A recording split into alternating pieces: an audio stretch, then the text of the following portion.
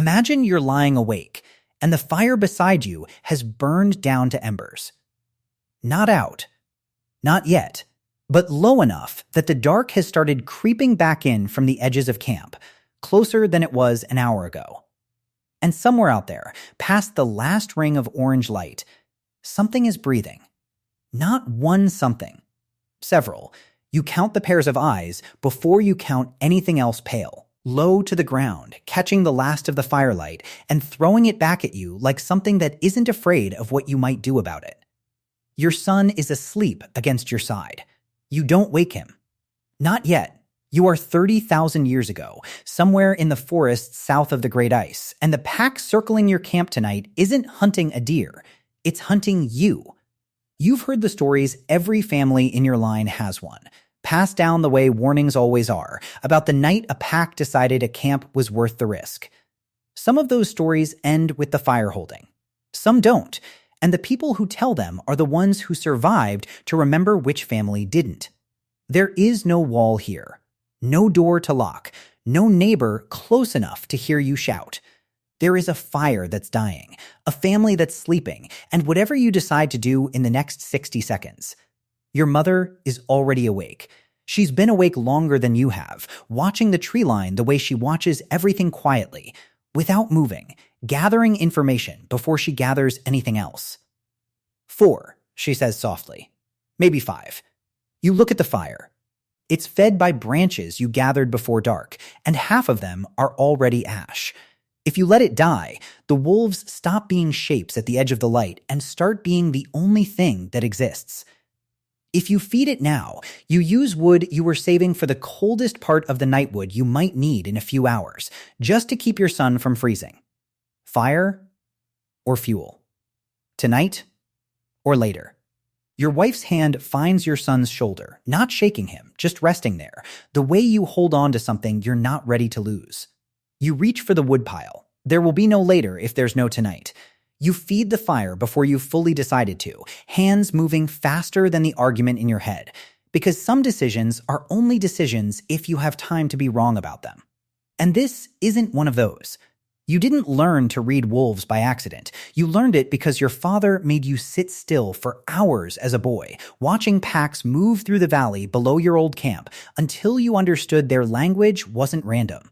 A low pack, spread wide and silent, testing the edges of your camp that's patience. That's a pack deciding whether you're worth the risk.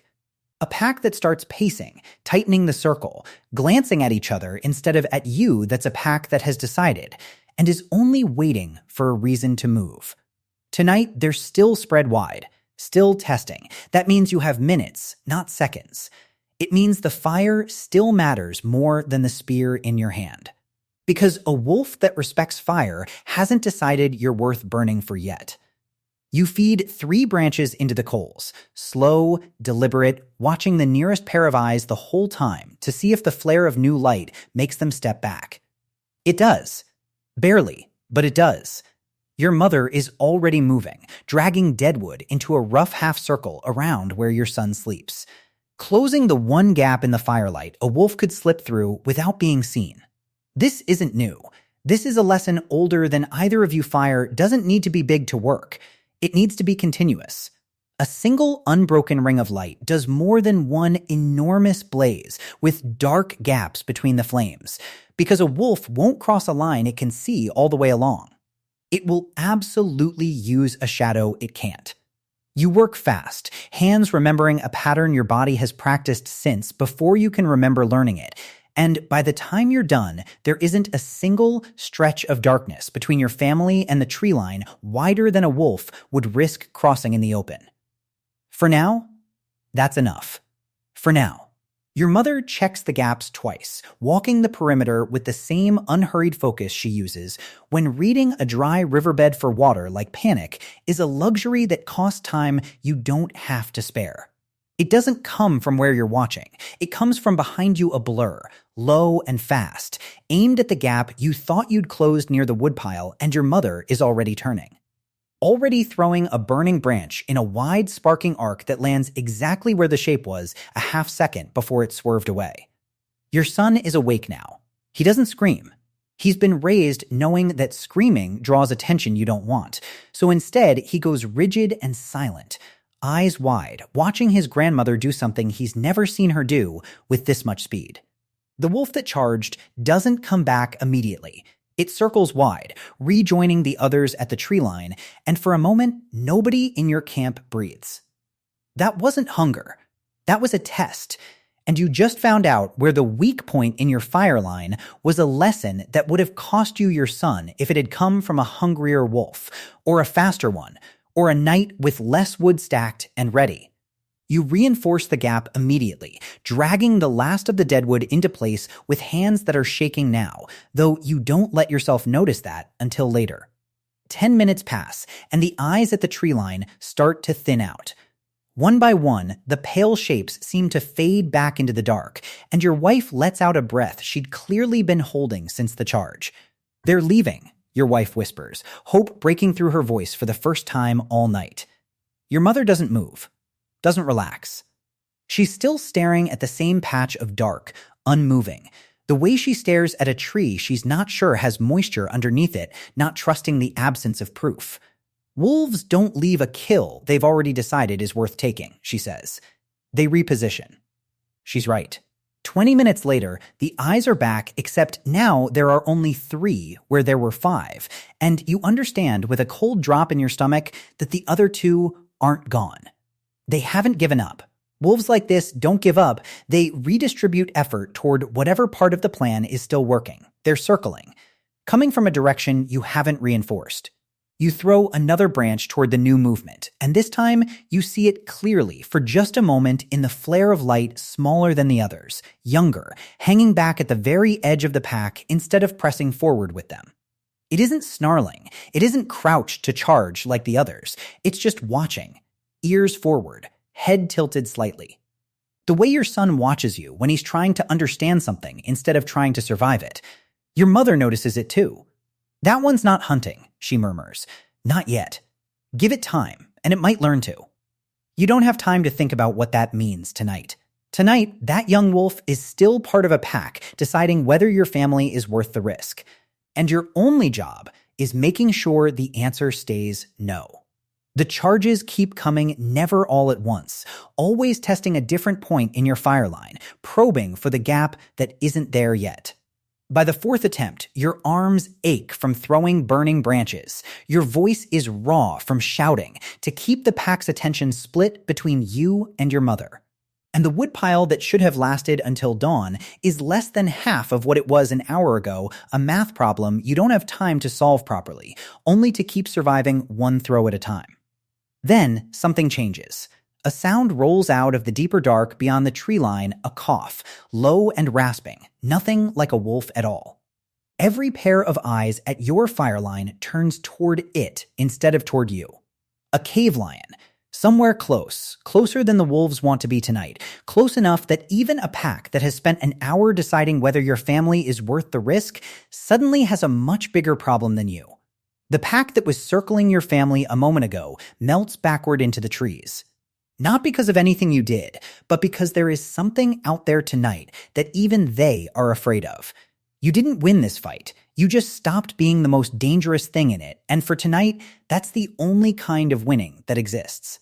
By the time the sky starts to gray at the edges, the pack is gone, all but one.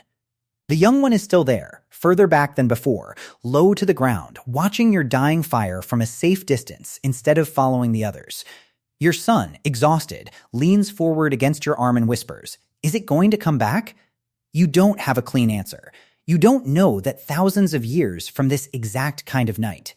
In caves and camps like this one across an entire continent, wolves like this one will keep watching human fires instead of running from them, trading distance for scraps. Scraps for tolerance. Tolerance for something that has no word yet, but will one day be called loyalty. Archaeologists will eventually dig up a skull in a cave in Belgium, tens of thousands of years old. With a jaw shorter and a snout wider than any wild wolf's, the first hint, frozen in bone, of an animal already halfway to becoming something else, sitting at the edge of a human fire instead of stalking it. Similar bones will turn up in graves far to the east, buried carefully, deliberately, beside human, remains proof that somewhere between fear and familiarity, these animals stopped being kept at a distance and started being kept close enough to bury alongside the family that fed them. You don't know any of that tonight. Tonight, you just watch a young wolf watch you back, and for reasons you can't explain, you don't throw the last branch in your hand at it. You let the fire hold the line instead. Over the following weeks, your camp moves twice, chasing better ground the way you always do. The young wolf follows both times not close, never close, always a shape at the tree line at dusk, always gone by the time the sun is fully up. Your mother starts leaving scraps of bone at the edge of camp, not out of kindness exactly. More out of the same instinct that made her stack 3 stones over a buried water cache, an investment in something that might matter later, made by someone patient enough to wait years for the return. Why feed the thing that tried to kill us? You ask her one night. It didn't try to kill us, she says. It tried to find out if we were worth the risk. We told it, no. Now it's finding out if we're worth something else instead. You don't fully understand what she means, and you're not sure she fully understands it either, only that some instinct older than either of you recognizes the shape of what's happening, even without a word for it yet. Your son does understand, in the way children understand things adults have talked themselves out of trusting. He's the one who, months later, finds the scraps gone and paw prints closer to the fire than they've ever been close enough to sit, not close enough to strike. Years from now, that same son, a grown man with children of his own, will sit beside his own fire on a cold night, and something will walk up out of the dark and lie down at the very edge of the light, close enough to feel the warmth. Too tame to be called wild anymore, his children will ask him if he's scared.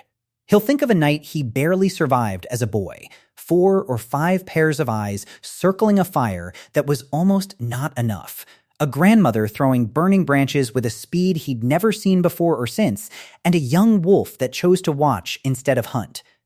No, he'll say, I used to be. Then I learned some of them are choosing something else. He won't know the word for what that animal has become by then. Nobody alive yet does. There's no name yet for something that used to circle your fire in the dark and now waits for you to come home. But somewhere in the space between a fire line built out of desperation and a paw print left closer each season, a threat became a companion.